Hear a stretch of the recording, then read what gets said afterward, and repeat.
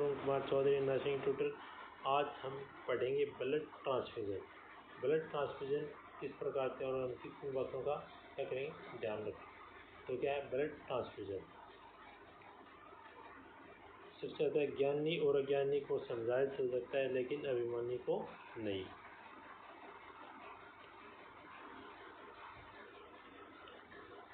Next topic अपना introduction of blood transfusion. Blood transfusion is a procedure in which blood is received from the donor and transfer to the recipient. जो blood transfusion एक ऐसी प्रक्रिया होती है जिसमें donor जो रक्त दान करता है, जो डोनर तो वो होता है जो रक्त दान करता है, और उसके शरीर से रक्त बाहर निकाल दिया जाता है और इस रक्त को कोई रिसिपिएंट जो रक्त को क्या करता है ग्रहण करता है, उस शरीर को रक्त से चढ़ा दिया जाता है। जो डोनर तो जो ब्लड को देता है और रिसिपिएंट जो ब्लड को क्या करता है देता है।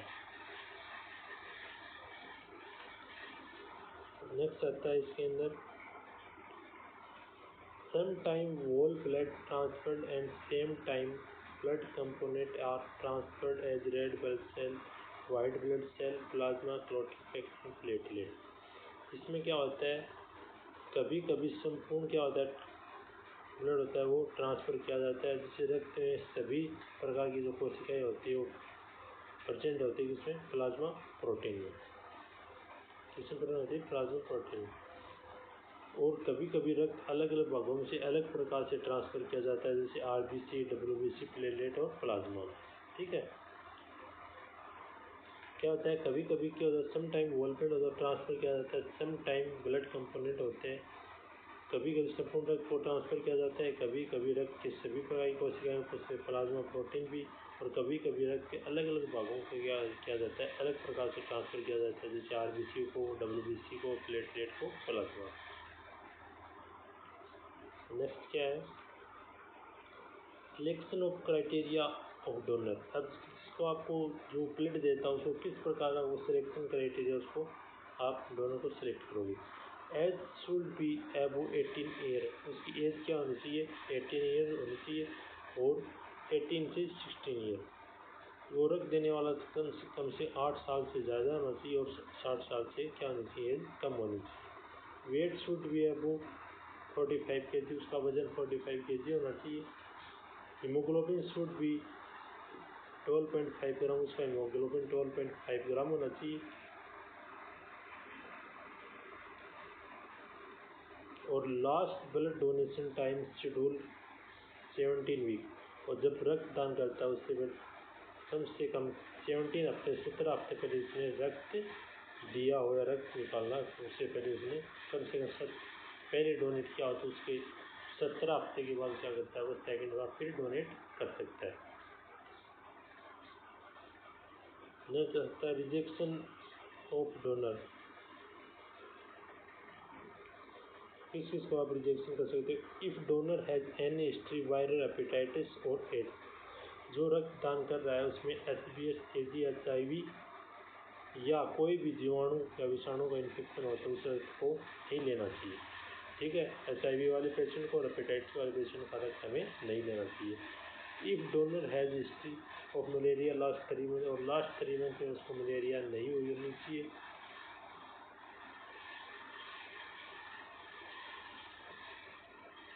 If donor was alcohol drinking in day, ये किसी भी प्रकार के नशे का सेवन नहीं करना चाहिए। Types of container use for collection blood, ये आपका टाइप कंटेनर होता है किसका ब्लड का। ठीक है, प्लास्टिक का बैग होता है।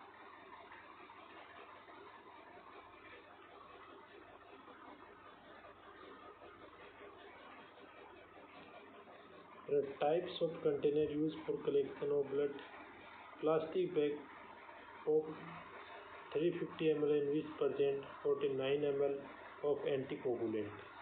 जो रक्त एकत्रित किया जाता है उसके अंदर 350 ml प्लास्टिक का बैग होता है, या 45 ml एंटीकोगुलेंट उसके अंदर क्या होता है। जो 350 ml का जो ब्लड होता है उसके अंदर 49 ml क्या होते हैं एंटीकोगुलेंट क्या उसके अंदर प्रेजेंट रहते हैं ताकि वो ब्लड जमे नहीं। प्लास्टिक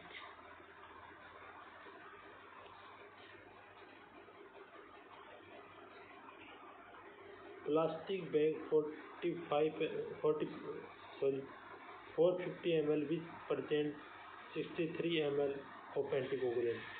350 ml के अंदर तो 49 ml एंटीकोगुलेंट होते हैं और 450 ml के अंदर होते हैं 63 ml एंटीकोगुलेंट उसके अंदर इस्तेमाल किए जाते हैं। फिर आता है anticoagulant which for collection. Anticoagulant which for use for collection कौन कौन से होते हैं? CPD citrate phosphate dextrose it is commonly use for blood bank. Commonly कौन सा यूज किया जाता है? CPD citrate phosphate dextrose important है। ACT acid citrate dextrose also use in blood bank. CPD ACD और CPDA citrate phosphate dextrose adenine it also be use. कौन कौन से हो गए? CDP हो गया, ACD हो गया और CPD। ये मोस्टली क्या होते हैं? एंटीकोगुलेंट ब्लड बैंक के अंदर क्या होते हैं? प्रेजेंट रहते हैं। Blood transfusion reaction. अब ब्लड ट्रांसफ्यूजन हो गया तो रिएक्शन क्या हो सकती है? Allergic reaction. Some person develop allergic reaction including as etching.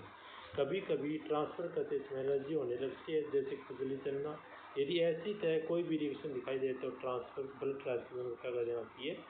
बंद कर देना चाहिए। Fever sometimes some person has fever after receiving blood. This is normal condition it may be occur normal. Blood transfer करते समय यदि ब्लड ट्रांसफ्यूजन करते समय आपको फीवर आती है, फीवर आने लगता है तो एक ऐसी क्या होती है? एक सामान्य अवस्था होती है। परंतु यदि बुखार आता है तो उसमें रक्त ट्रांसफ़र को क्या ब्लड ट्रांसफ्यूजन को क्या कर देना चाहिए? बंद कर देना चाहिए। जब बुखार आपका रिलीव या उतर जाता है तो उस ब्लड ट्रांसफ्यूजन को स्टार्ट कर देना। नेक्स्ट आता है acute hemolytic reaction. It is very serious and very rare condition. It is made due to given wrong types of blood.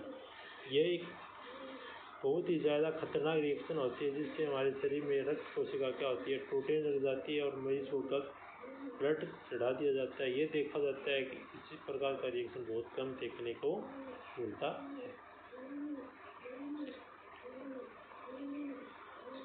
Next आता है ब्लड कलेक्शन प्रोसीजर। किस प्रकार से ब्लड कलेक्शन करना चाहिए? Firstly provide comfortable position to the donor and put hand on the arm rest. सर्वप्रथम patient को आरामदायक स्थिति में उसको बिठाया जाता है। उसके साथ उसी की हाथ रखने के लिए वाली जगह पर उसका आदर का ये पोजीशन होती है। इस प्रकार से इसको नॉर्मल कंडीशन में बिठाया जाता है और ये पोजीशन होती है उसकी, ठीक है। और उसके हाथ में कुछ गेंद वगैरह दी जाती है ताकि वो सर्कुलेशन आसानी से, ठीक है। तो ये पोजीशन होनी चाहिए।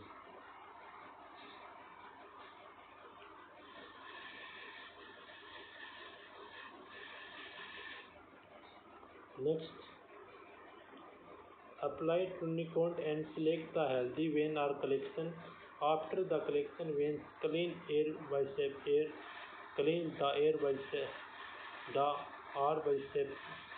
sprit and alcohol after this interneedle into the donor vein. जब हाथों को बेल्ट लगा दिया जाता है तो उस जगह को निर्धारण किया जाता है तो उससे जहाँ से अच्छे से क्या होता है उसका ब्लड निकले, उस जगह का निर्धारण होने के बाद जगह में अच्छे से अल्कोहल की सहायता से उसको साफ कर दिया जाता है और सुई निर्धारित जगह पर अंदर डाल दी जाती है ताकि इन्फेक्शन नहीं फैले। इस प्रकार से ये कंडीशन होती है, ठीक है। फिर आता है during the collection mix well blood with during the collection with well blood with the anticoagulant and after the collection apply a bandage. जब रक्त आना चालू हो जाए तब रक्त समय समय पर अच्छे से मिलते रहना चाहिए। इसको इस प्रकार से अच्छे से मिलाना चाहिए। ये इस प्रकार से वो क्या करना चाहिए, दोनों हाथों में रखे उसको मिला लेना चाहिए, ताकि उसमें जो भी जो कोगुलेंट होते हैं वो अच्छी प्रकार से उसके साथ मिल जाएं, ताकि कोई दिक्कत नहीं। फिर interaction of the donor after collection. Interaction क्या है आफ्टर कलेक्शन के? If donor feel dizzy the lie down the donor. यदि रक्तदान करते समय बाद में चक्कर आए तो डोनर को अच्छे से लेटा देना चाहिए और उसको एनर्जी ड्रिंक देना चाहिए। Donor should be not take alcohol after donation of blood. और रक्तदान करने के बाद यदि डोनर शराब या किसी प्रकार का नशे का सेवन उसको नहीं करना चाहिए। Donor should B eat well, should be healthy food, उसको अच्छा खाना खाना चाहिए और उसको अच्छा न्यूट्रिशन लेना चाहिए, ताकि उसका ब्लड दोबारा रिकवर हो सके। Incoming call from Lovely Life Partner identified by Truecaller. फिर नेक्स्ट आता है अपना preservation of blood component. Preservation of blood component, wall blood को, ये इम्पोर्टेंट क्वेश्चन है, वॉल ब्लड को 1 से 6 डिग्री सेल्सियस और 21 से 35 दिन तक। रेड ब्लड सेल को 1 से 6 डिग्री सेल्सियस 42 दिन तक। और क्रायो प्रेसिपिटेट को -18 डिग्री सेल्सियस फॉर 1 ईयर तक। और प्लाज्मा को -18 डिग्री सेल्सियस फॉर 1 ईयर तक आप उसको प्रिजर्वेशन कर सकते हैं। ठीक है, इनसे भी कई बार एग्जाम में क्वेश्चन आता है। और प्लेटलेट होती है, उसको प्लेटलेट को 20 से 24 डिग्री सेल्सियस 5 दिन तक।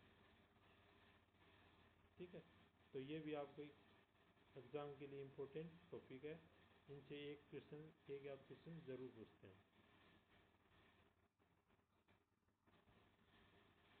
Okay, thank you guys. यदि आपको वीडियो अच्छा लगे तो चैनल को सब्सक्राइब करें, लाइक करें, शेयर करें और कमेंट करें। फिर मिलते हैं कुछ अच्छे वीडियो के साथ। Okay, bye.